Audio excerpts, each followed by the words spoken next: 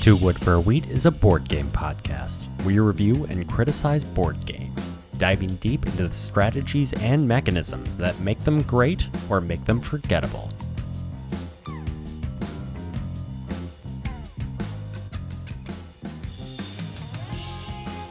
Welcome to Two Wood for a Wheat. Today, we will be reviewing Alexander Pfister's Skymines. Yes, we are once again Pfister fanboys reviewing this re-implementation of the now classic Mombassa. We'll be climbing tracks, dealing in crypto, sneaking into each other's worker placement spots in this fantastic Pfister. I'm Tony Faber. I'm Pat Flannery. How you been, Pat? I'm swell. I worked out yesterday, and I can now bench my own body weight, which feels great, but also hurts so much. And I came home, and Tina had made some dinner, and my buddy Corey was there, and we were going to go see a Shakespeare play. I was like, great dinner, and they already had their plates, and I was like, okay, great. And I just scooped up every single thing that was on the stove and put it on my plate and proceeded to eat it all. And Tina said, wait a minute, there's none left. I said, what? Why did you leave all this food out if it wasn't for me to eat? So I ate the majority of the dinner. Sorry, everyone. That's what you get very hungry after you work out. But I'm feeling good. Saw a Comedy of Errors last night at Shakespeare Theater. It was Barbara Gaines' last production there. She's the artistic director who's put on such wonderful shows such as Macbeth and Wuthering Heights, although that wasn't her. She just invited over this English group. And a sequel to Macbeth as well, which was this heavy metal version with the Scots competing for holding a new king. And she's done a wonderful work over there at Shakespeare Theater, so she'll be sorely missed. And this was a rendition of 1940s film stars putting on a production of Comedy of Errors for the troops in Britain and, experiencing the Blitz and trying to survive that. So it was actually two plays told on top of each other. It was play within a play, you might say. It was a lot of fun. So I'm good. I'm feeling jazzed. I'm excited to talk board games. How are you? Good. Pat Flannery going highbrow in his cultural taste. I like it.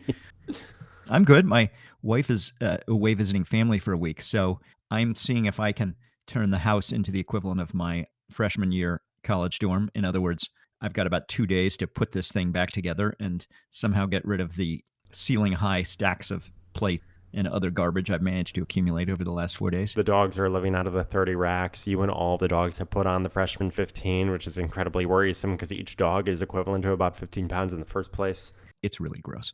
Nice. It's all good because I'm having somebody come clean the place right before Joyce gets back. You're smart. You're smart. Yeah. Well, on to board games. What have you been playing in your bachelor pad over there? I imagine some solo games, unless you've trained the dogs. Well, besides the usual suspects on Board Game Arena, I've been playing nothing but Skymines this last week. That's enough. It is. I was laboring under the illusion that Skymines was like a medium-weight Euro game. It's not. It's a Splendor designed by Alexander Pfister. It's Skymines. This is not Lords of Waterdeep we're talking about here. How about you? Good. Well, I went to Canada. I went to Montreal, and for Tina's birthday, her and her sisters, obviously they're triplets. One of her sisters couldn't make it. She was down working on the government dime, and poor girl had to work in Puerto Rico. Jeez, what a tough time. Beautiful Puerto Rico that she had to go there on the government dime. But no, we were up in Canada and enjoying ourselves. And on the plane, we got a couple of games in. So I was playing some Gloomhaven digital on the plane. This is Cephalofair's digital version of Gloomhaven. I failed the first mission 3 times, and I'm realizing that there's no administration necessary and there's no buy-in. So I find myself without that, 45-minute setup and, choosing my cards and thinking it through. I find that I'm just kind of brute forcing scenarios where I'm failing and repeating. And without the administration, I don't have the buy-in. I don't have the card selection. I'm not thinking it through as much. So I'm just like, I'll just do this. And I'm failing, so I don't think it's really for me. I need the fiddliness, I need the bits, I need the sense of loss if I don't play well. So that's Gloomhaven Digital. I'm gonna stick to the real thing. I think you point to something very true there. While I like Gloomhaven Digital, by making the game digital and faster, it does make you less thoughtful. Yep. Right? By making it so easy just to choose your cards and go, it has you think less about what cards you're doing, and a little less thinking in Gloomhaven is usually the ticket to disaster. Yep. That one card loss of efficiency, that one health loss of efficiency, that one enemy that survives that round can be a death knell for you. So, especially in the early plays where you don't have any of those sweet items that you need. Anyways, I also played some Button Shy pocket games with Tina. These are the 18-card games that come in a wallet. It's literally just 18 cards and a rule book. They're often double-sided. I played 2 of them. One, Elizabeth Hargrave's Tussie Mussie. This is a trifle, but a tasty one. It is a blind I Split You Choose game. It's pretty cool. It's based on the flower exchanges that occurred in Victorian Britain, where flowers held this symbolic meaning when you handed them to your friends and loved ones. So handing you a rose, I may mean that I fancy you. But then if I hand you a tulip, I may mean that you've scorned me with a bad investment. So they have these like really subtle meanings. And then what that translates to in the game realm is they might have card interaction. So one card, like a rose might say, you got a point for every card that's red. And a tulip might just have like 2 points on it, but then you have to discard one card from your final hand. The twist of this game, when I say it's a blind I Split You Choose game, the twist is that one card that you present to your opponent is face up and the other one is face down, which it's a really simple mechanism that creates some very interesting interactions where you're playing not just off of the cards that you want, but off of the decision that you think that your opponent would make based off of the card that is presented to them. So you'll look at your opponent's tableau and make your decision. You might say, okay, well, they have a couple of red cards. And if I gave them this red card, well, this red card says that they get a point for every red card that they have. So I'll play that face down. And I think that this purple card that I'm presenting, this tulip card, is appealing enough. It has 2 points on it. So I think that they'll just take that and they won't take the red card. And then I'll get the red card and I'll be able to, benefit from the red card and get the points, and they won't get the points from it. So will that play out? Will it not? Maybe you've given them enough incentive with the face up card and they'll take it. Maybe not. And they'll just dive into the hidden card and find that it benefited them, right? So you're playing into the mindset of your opponent, which is pretty cool. And it's played 3 times with 4 cards each. So you get this healthy exposure to cards and card interactions. Yeah, it's a bit of a trifle, but there's a lot there in a very simple set of mechanisms. Cool. Anyways, I also played Naturopolis recently, which came in the mail. Naturopolis is a Sprawlopolis game, as it says on the box. Again, another 18-card button shy game. Basically, you have these cards that look like city maps or nature maps or farm maps, nature maps in the case of Agropolis, with 4 quadrants on them made up of 4 different colors. And the 4 different colors might indicate factories and parks and residences and commercial areas in Sprawlopolis, something else in Naturopolis, but same concept. And then you've got roads. And at the end of the game, you're going to get negative points for every unique road that you have. You'll get points for the largest group of every card color.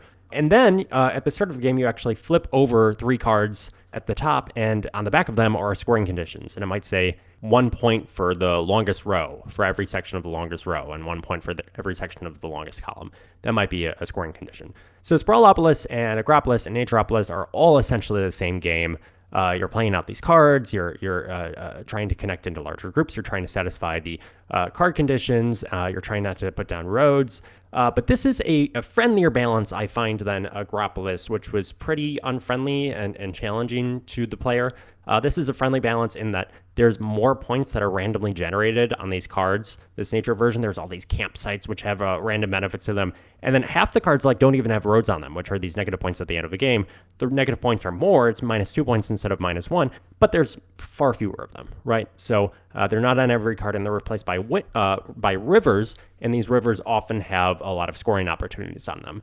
So what I hear you saying is it's Sprawlopolis, but the game holds your hand and gives you lots of free stuff. So Yes. that makes you happy. Yes, it makes me happy. I'm a dopey boy now instead of sad boy with Agropolis. And I'm looking forward to trying Ultimopolis, which is all 3 of the games combined into one. Because why not, right? That just rolls right off the tongue. They know what they're doing. Ultimopolis.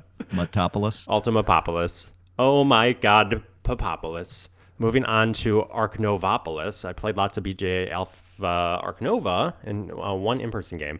Playing on Alpha has really helped me regret my decisions, Tony, especially on living pen requirements for animals. Like, whoops, I didn't build next to a pond, and now I can't place this dugong that I wanted to. And I've realized that I'm an impatient async player. Like, I find myself using lots of X tokens to boost my actions because I don't want to wait until tomorrow to take my big move. I want that dopamine hit right now. Come on, give it to me. And I'm not sure if it's making me better or worse at the game.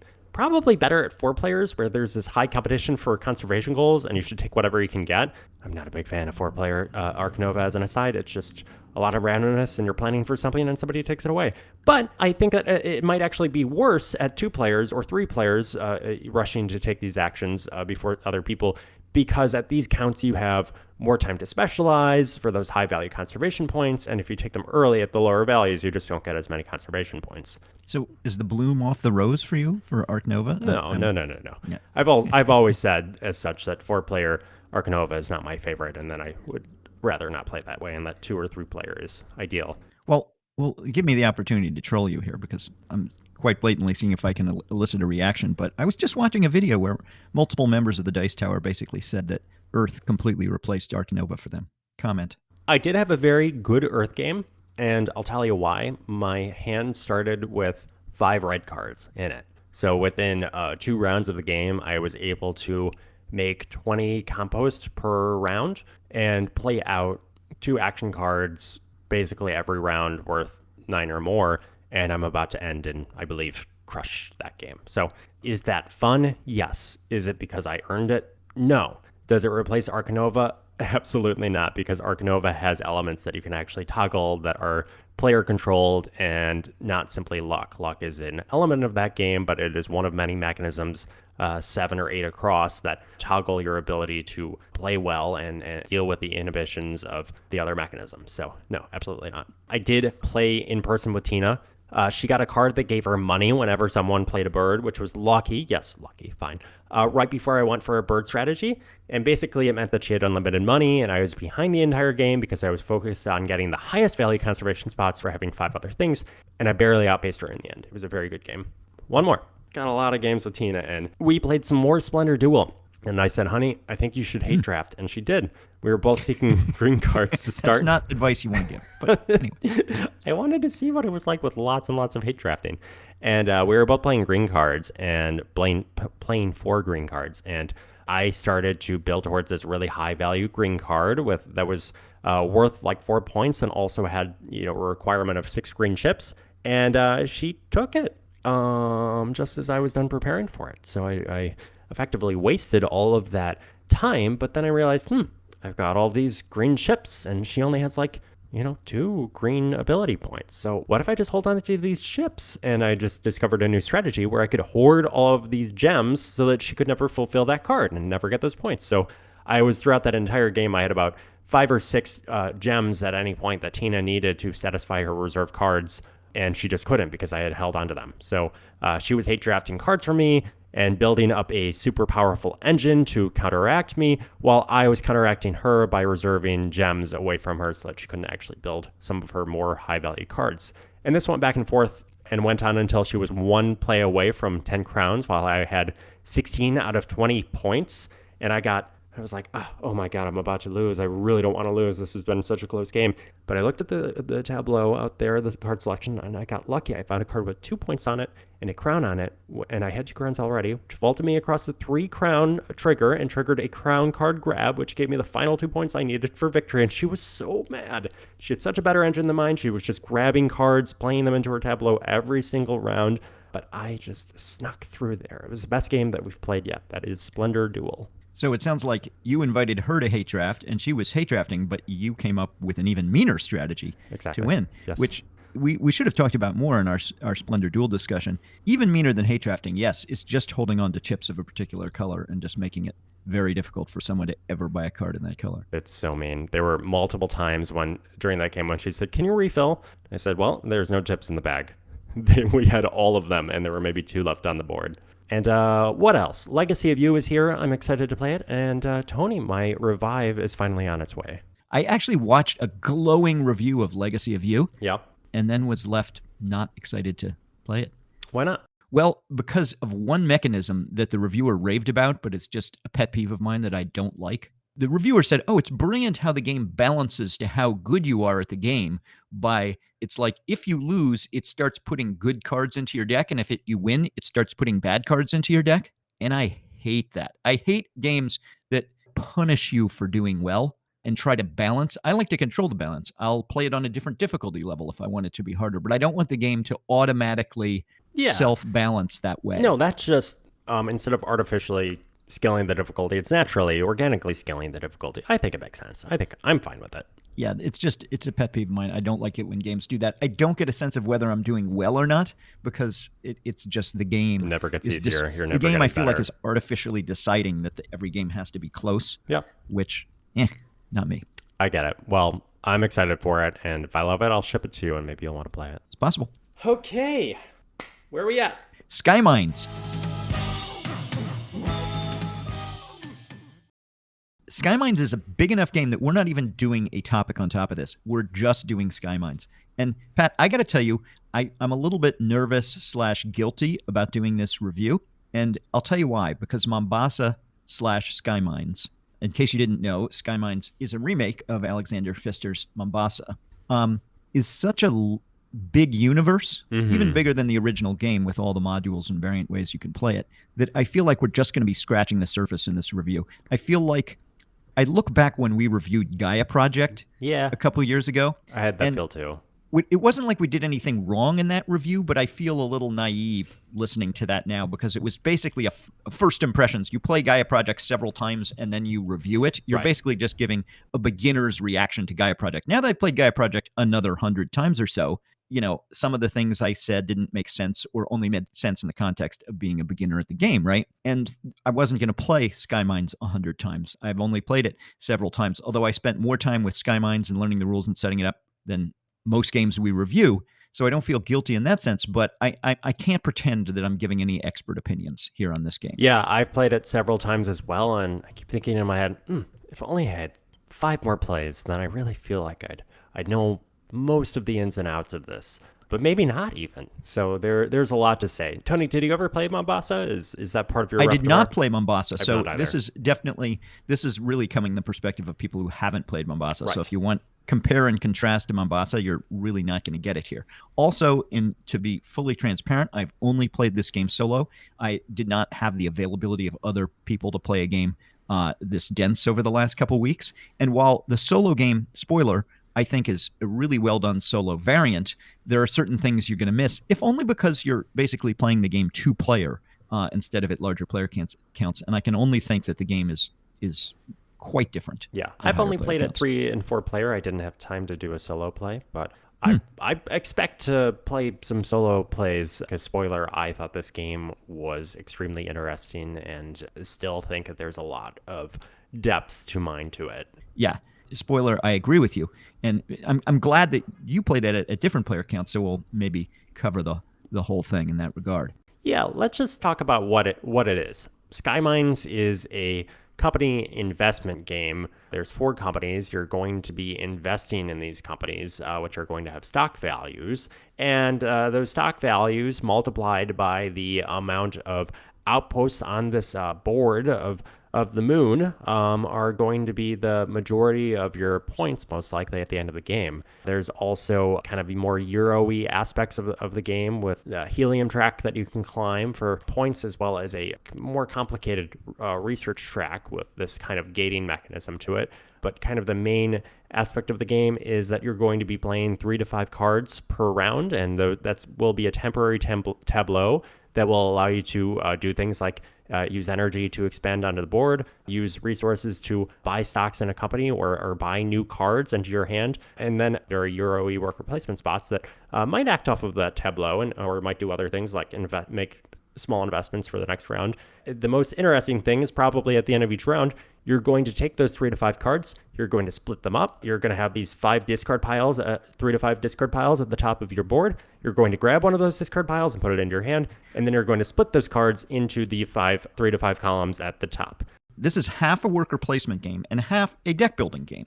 The worker placement aspects, like you said, tie in with the deck building, and also placement on a map, area control on a map game that helps control the strength of the stock shares that you have. And the deck building game is unique in that you are not culling cards is not necessarily a good thing. It actually reduces your flexibility because you don't have to take cards in particular order, but you do only get cards back from this unique mechanism of putting the cards that you played that round into particular piles, one each for each card that you played goes in a separate pile, and then each round before you send those cards away, you pick up a previous pile. So there's a lot of strategy in how you arrange your piles. So, Tony, I think that Skymines is the most interactive Fister that I've ever played. I was like, oh yeah, Skymines, it's probably a Euro efficiency puzzle with a tableau element and some worker placement spots. Okay, yeah, Fister, okay. No. This is a Fister where games will be won or lost based on your reactions to other players' efforts, and games can be won or lost in the final round based on turn order. It's not a Euro efficiency game like other Fister games. There's some Euro-y, tracky bits there and some efficiency bits. It plays more like a Splotter between the shared public elements and the import of turn order and sequencing with 2 or 3 Euro tracky elements added into it. Yeah, I completely agree, Pat. This is why I didn't realize the solo/2-player version would be so different than the 3 or 4-player version. When you're playing a multiplayer solitaire Euro, often the 2-player version and the 3-player version play very similarly, and I don't think that's the case here at all. I think things will feel very different at different player counts in this game, which is why I brought that up at the beginning. Yeah. So I want to hone in on kind of the central feeling of this mechanism here. I'm not sure how to describe it, but as you've described it, it's kind of a unique deck builder, right? I think of this game in summary as a highly interactive longitudinal tactics game. Again, at first I thought it had less of an engine, less of a strengthening build than other Fister games, but it actually has quite a power gradient. It's just the fact is that this power gradient, it's not your normal, I got a big tableau, I've got a big engine, I have more money, I have more points, whatever. It's just that the engine is artificially split across rounds and into these different decks, these different discards. So many of your actions in one round are taking bonuses and cards and discarding cards to make them accessible for use in future rounds. So you're getting more and better cards and playing more cards with greater access as you go, but it's split into these different sub-mechanism and split into across different rounds. So it's not a concise engine builder. It's split along this time gradient, which summed up, yes, grows in power. So it's like a deck builder with a draw deck, but the draw deck is placed face up, where you can see what's coming next, and you determine additionally how the cards in your discard pile filter back into the draw deck because you're discarding them into 3 to 5 different discard piles. So you're unlikely to play the same hand twice in your game.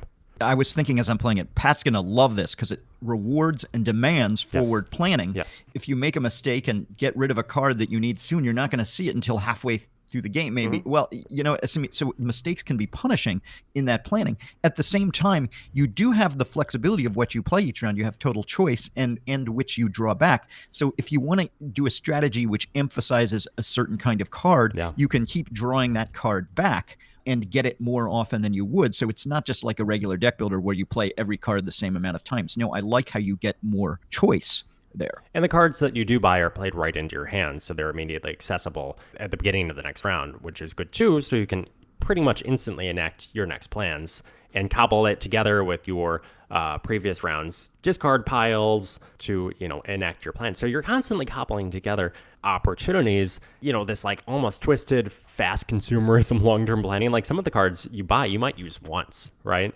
And I need them just for this one action in the game that's going to be so powerful, and then I'm never going to take an action like that again. I had turns where I said, you know what? I'm getting, in my second round, I've got 10 energy. I like the yellow company. I'm going to play 10 energy worth of cards. Just the whole round is just playing out 5 different outposts onto the board and getting yellow out there for an early lead and making yellow company look really good because that's where I have some stock value already. And that's a whole round. And I never do something like that again for the rest of the game.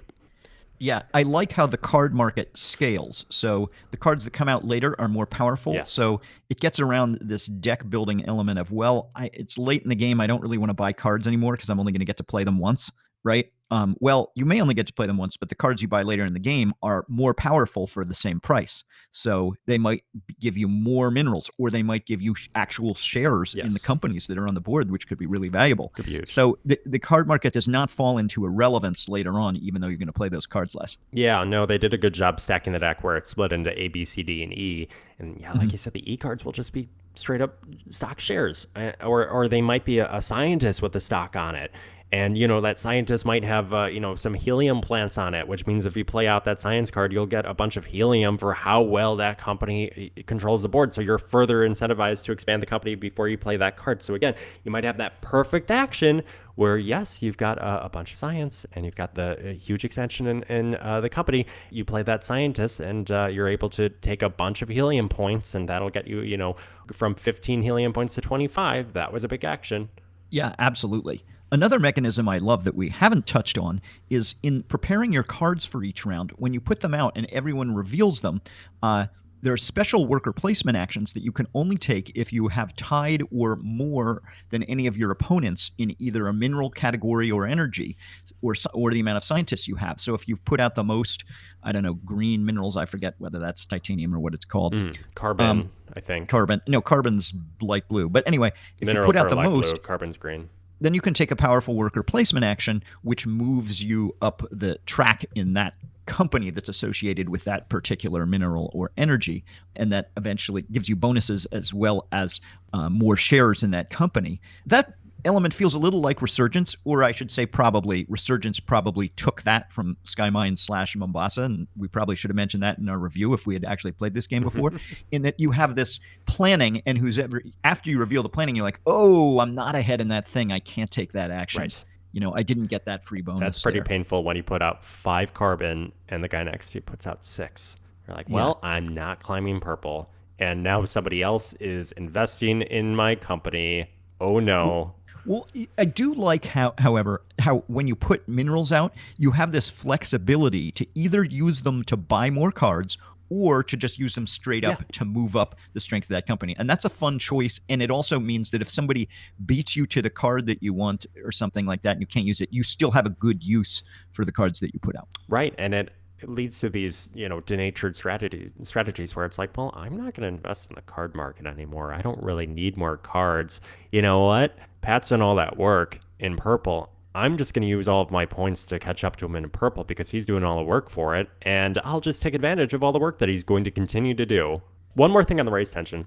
Yep. I think that race tension is awesome because it's so simple, right? It's just like, well, you've got like this big complicated thing with, you know, the cards and how you play them and how you're going to play out onto the map. Or it's like, well, or you could just get this really simple bonus point, you know, just really simply, wow, you got 4 in that one company for just, you know, putting a little discount onto the action. It's just like, they're so different. And it's like, it's so tempting to just so simply and so efficiently get all of those bonuses associated with the tableau. But the fact is, you might be giving up on, well, you're losing out on opportunities to buy really powerful cards or cheaply expanding your company, right? And then the thing is, if you play out your temporary tableau first, then you will lose access to some of those most powerful worker replacement spots for maximums, or there's some other ones for like first player, and maybe you need first player the next round and somebody might grab it from you, right? So it's really a good tension between like, here's this simple worker placement spot and here's like everything that you want to do to like make you win the game. And it's a really strong tension between the two. Yeah. So some of those worker placement spots, you can take advantage of being ahead in the company and move way ahead in, you know, putting out that mineral or energy and move up strongly in that company. But the other worker placement spots are really good too, especially as the game progresses. You tend to have a lot of money, and the worker placement spots cost money, which makes them prohibitive, say in the first round. But soon it becomes trivial to go to all these spots, and they give really good things like they give you access to a special research, special scientist who helps you get more helium, or gives you access to a card which gives you a bunch more energy in the next round or something like that. So the other worker placement spots sometimes are actually superior to taking advantages of those bonuses you earn. So you really have to parse them carefully, depending on if that company is worth a lot, then using the bonus action to move up the shares is what you want to do. But if that company isn't worth so much, maybe that's not the call. Really interesting choices there. Yeah. There's a lot that you can do in this game that's not clear. Now, let's talk about the meanest aspect of the game, and the aspect that probably I missed out on the most in playing at 2 players, which is the board play, which is when you have energy. We've said the minerals are used for either moving up your strength in a company or buying more cards, but energy is moved for expanding a company on the board. And expanding a company on the board and putting out its little moon bases makes that company worth more, and also gives you bonuses when you put it in certain areas. As little bonuses you'll get, might be money, might be moving up on the track that makes you have more shares in that company. And you can spend extra energy to kick out an outpost of a different company and send it back to its thing, which now makes that company worth less money. So it's kind of a vicious area control game, although it's not like it's not my company and your company. We can each get more or less shares in that company. So you can be doing really well in that company. And then I just get a ton of shares, and actually I'm getting more benefit than you are. So the share thing makes that very dynamic, but it can still be very mean if I'm big in one company and you're very big in another. Then we're fighting to knock each other down as well as move each other up on that area control. Well, it's funny because the area control is not really the interesting part so much as it's how the strength of the companies incentivizes the other players on whether to jump onto the bandwagon or not. So, in my experiences in this game, there's a moment where somebody makes a super company, or two people make a super company, and you start seeing a huge company crawl across the board.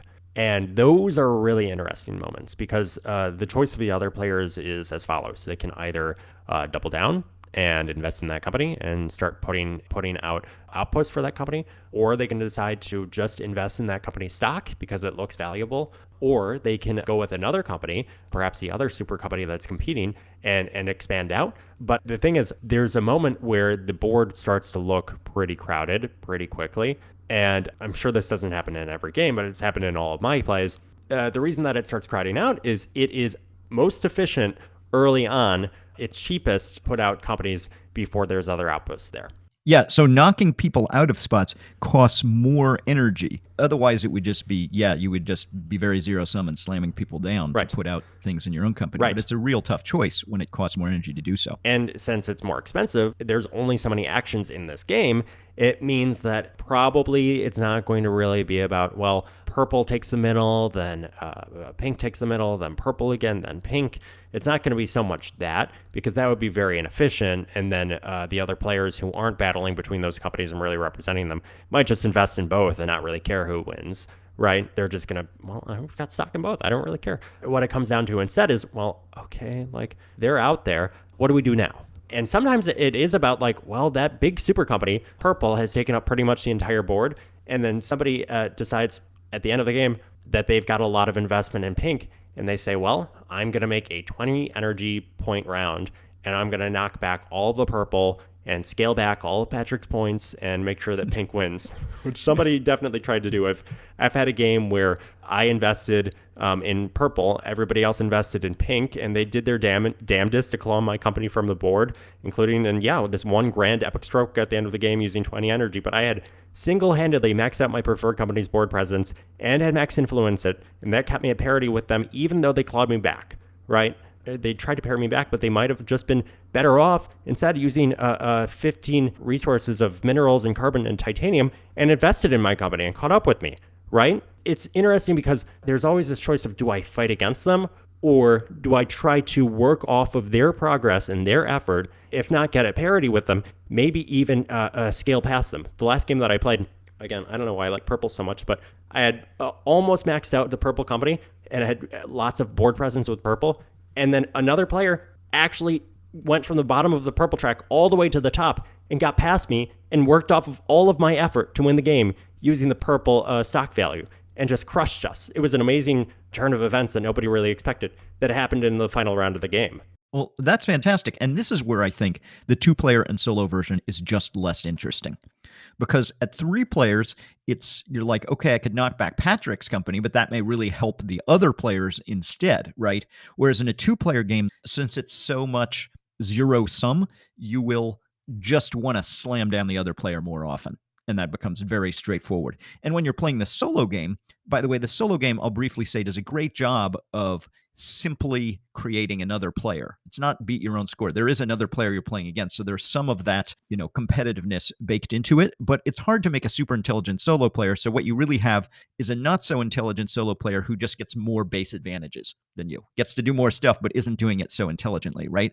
Which means you can pretty much just build a mega company. And the way the solo game works is they'll often spend a lot of time pumping up one company, right? Mm-hmm. And then just slam the company that they're pumping up Mm-hmm. and do it more efficiently than they are. They may be doing other things to get points. And by the way, you can get a lot of points in helium in the science projects as well. not just these stock shares, right? But the strategy of beating the solo game, I found to be pretty straightforward. Build up my mega company and slam down theirs. It's still a really interesting game because of just the mechanisms and planning the cards and executing that plan isn't so simple, right? But it's not as strategically interesting because the strategies you have are much more straightforward at the low player count. Yeah, and I actually would love to play this at two-player with two humans because I feel that you would almost have a Mandala game-like effect where it's like, well, I'm playing in this company and you're playing in that company, but I'm going to now play into this third company that's going to start taking over the board and have look pretty good, which might distract you from your company so that I can further invest in my original company and write these kind of mind games. Again, like all of this can happen. You can put all of this work in, and then there can be these splatter-like moments where everything is lost in a single round of the game. So my first game, somebody arguably lost because they made a bad bet in turn order and went last instead of first in the final round. Because I had a huge company already. I had lots of investment in it, and there were still some spots open on the board. So the fact that I went first, it gave me an opportunity to jam a bunch of company presence out there before he could do his own company presence. And they were left, even though they had a huge energy bump in their final round of the game, they did it inefficiently. They were able to use it inefficiently at 3 points per outpost, 3 energy cost per outpost instead of 2. And they just couldn't get as many out as I got out. The third player saw that, and they were the general laggard of the game. And they actually came in a close second and beat the other competing player who had been I had been in the running with for the entire game. The third player laggard came in a close second because he patiently invested in both large companies that were competing. It was a really interesting final round. Yeah, that sounds great. And these are the kind of things that you just can't get in the solo or two-player experience. I think we should also touch a little bit more on the Helium and Science Project tracks. Yeah. With the Helium, it's just a resource. It's very simple, just a resource you get, and you get extra points when you pass certain thresholds of going up this track, right, at the end of the game. The science projects are a little more complicated, but when you put out a research scientist, you both get these science projects that you can put on that track, and then if you've met certain requirements, you can advance them forward and fulfill them. It's kind of tricky because you want to, when you play that scientist, move as many spaces forward as you can to do it efficiently, because one scientist play, you can, as long as you meet the thresholds, you don't have to spend resources, you can just fly through them, but you only get the reward on the tile that's the one you end up with. So it's sometimes you're targeting, okay, I want to end up on that one. But there's also point values along the way, so that's another indication you should go as far as possible. Exactly. You pass those thresholds and you get the points. So it both adds this extra source of points that you can target, and it doesn't make it just a pure stock game. And it can be quite substantial, the amount of points you get on these other like tracks. 50 points, yeah. Or more if you're playing into some of the tiles that have points on them. But also the thing is, even if you're focusing really primarily on stock points, there's the fact that those tracks open up these additional actions. Yeah. Being able to play 5 cards instead of 3 each round makes you 60% more powerful, 67% more powerful. It's crazy. Right? It's crazy. It has this great sort of tension in which you really want to do all this stuff on the board and get all these cards and everything, but you really want those extra actions, but they detract from the board race if you go that way. Well, and there's another thing with the extra action spots, which is a little bit counterintuitive. They look great. They allow you to play out, 2 more cards per round, which can be an incredible amount of efficiency, can do more powerful actions. You're more likely to win those worker placement spots. But as far as this kind of round-to-round longitudinal game, you are now splitting your discard piles further up, which means you have less of a chance of creating ideal discard piles to choose and bring back into your hand. They're more diluted, and you're going to have to split, your 4 energy cards might be, instead of being in 2 piles, they're now in 4 piles. Okay, now they're all diluted, and you can't get that perfect moment, that perfect action, because all of your cards are split up into 5 discard piles instead of 3. So I've seen people win with only having 3 action slot instead of the 5, even into like the 6th or 7th round, because it allowed them to craft these more perfect actions with the cards that they did have. Yeah, I think it's great by adding these Euro-y elements with the tracks and more potential engine build actions through engine building there, right? It gives you choices. It's not like, oh, you need to build this out and get 5 actions or you don't have a chance. Or you really can choose and mix and match your strategy in different ways that make it broader strategically than just this cutthroat stock area control game. Yeah. Tony, the best thing that I can say about Skymines is I have not found that there's a decisive winningest strategy. Because Yeah. you may rush up the helium track or the research track, but abandon it once you unlock the extra card spaces because you feel it's too inefficient. Or, the company stocks have the highest point upside, so you might hit them hard, but hit them too early, and the other players are going to jump on the bandwagon with you and might even surpass you on that company track. And then hit them too late, and expanding a company's outpost will be too expensive and inefficient, and you'll have lost out on many bonuses along the way that would have helped you on the other aspects of the game, because each company track has bonuses or extra actions out along it. Or Yeah, I love the unique bonuses and action spots on the different companies. Like, I love the one where you can burn cards of the type that help you move up that track for Yeah. points, Yeah. which you might be really lucrative, but you really need those cards. Yeah. There's some really interesting choices that come out of that. Yeah. So a couple of issues with the game. I know we've been praising it a lot. They made some bad production choices. The biggest one is two of the elements, the carbon and the minerals. They are a light cyan and a light blue. Yeah. And at a glance, they are the same color. And I found myself more than once playing out cards thinking that I had three of the same card and they're two different card colors. And that's happened multiple times. And okay, you can kind of get past that. But these same card colors and they're little rocky symbols. One is kind of a pointy rock, one is kind of a round rock. Those are the same things that are on the science track, the research science track. And it's in really, really small print. And I have had guys who are colorblind playing this game who have said, Yeah. oh, you see that whole area right there? I'm not touching it because I can't tell the difference between those things and I'm just going to avoid it entirely. They say, oh, back in the good old days, Mombassa had bananas and the bananas looked different than the pineapples and weren't those good days? And, you're like, oh, well, that sounds kind of silly. But then you look at it and it is a big issue as far as instant comprehension, especially if someone is colorblind, but even if you're not, even if you're just playing in a dark bar. Yeah, I mean, I can't compare it to Mombasa, having not played it, but yeah, there's definitely colorblindness issues here. I didn't make that mistake, but sometimes I'd had to do a double take to remind myself which was which. It's not great. Yeah. Also, I kind of have a love-hate relationship with the rulebook to this game. Mm-hmm. I like the fact that the rulebook puts everything, goes through each part of the game, and everything the rulebook writes is very clear. So if you find the rule in the rulebook, it will exactly spell out how something works, and everything's in there. But the order of things is sometimes absolutely maddening. Like, where do you find the listing of all those bonuses that come off the special action spaces for each company, right? Yep. And it's not intuitive, and sometimes it's just put in little boxes here or there, and finding things in the rulebook is surprisingly hard. It's there, but it is a pain to find it sometimes. And the player aid, you could depend on that, but the player aid only goes to a certain resolution of detail and no farther. So yeah, it doesn't give all the specific what does each tile mean kind of thing. So you need, I found, you need either players who have played Mombassa before, or you need a training game in order to play completely correctly, because the player aid, for example, does not explain how the research track works, how you actually have to do things in a certain turn order.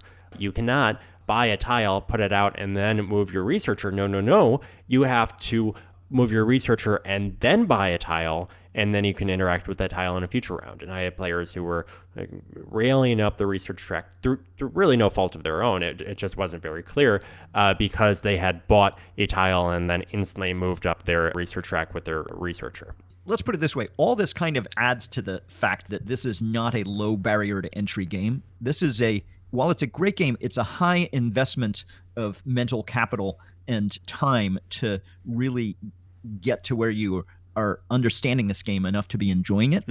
So I suspect that you played it at higher player counts. I suspect that with the teach, a first play with 3 or 4 players is going to be 4 hours.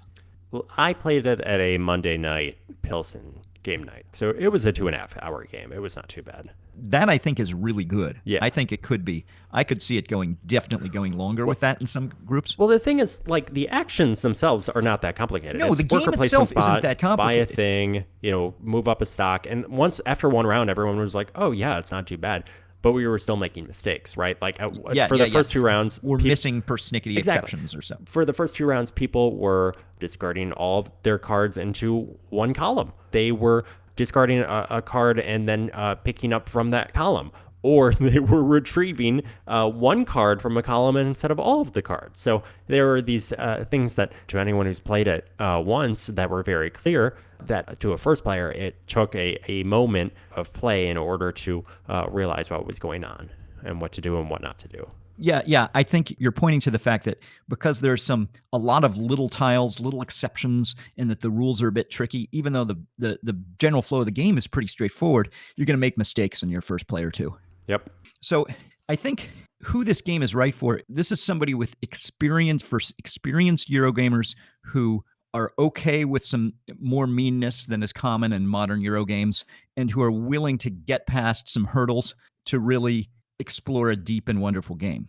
It's not for people who just want to jump right in a few minutes and, there are heavier games. Like Ark Nova is also a 2.5 hour game, but that game is in some ways more accessible and easier to learn. And I would recommend that a broader swath of people, even though that's not my kind of game.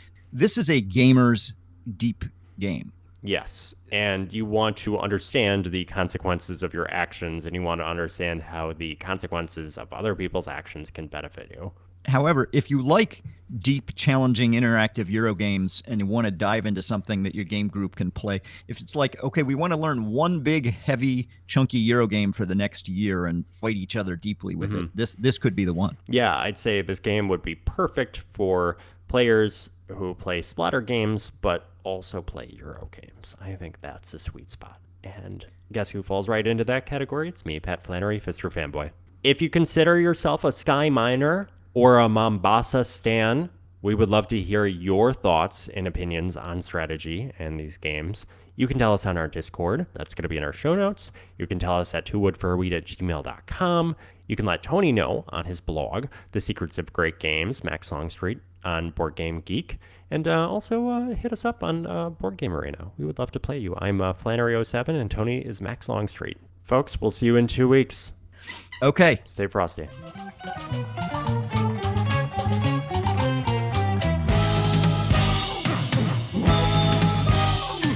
Two Wood for a Wheat is recorded across the airwaves in Bear Creek, Pennsylvania, and Chicago, Illinois. We're produced by Tony Faber and edited by Patrick Flannery. Follow us on Instagram at TWFAW and find more episodes and blog posts at TwoWoodForAWheat.com. I have to catch my breath. Hold on. With the allergies in my nose, I haven't learned how to do circular breathing, and I'm out of breath just talking. Wow, that really went to me. Just that paragraph. Am I out of shape? Breathing Pat.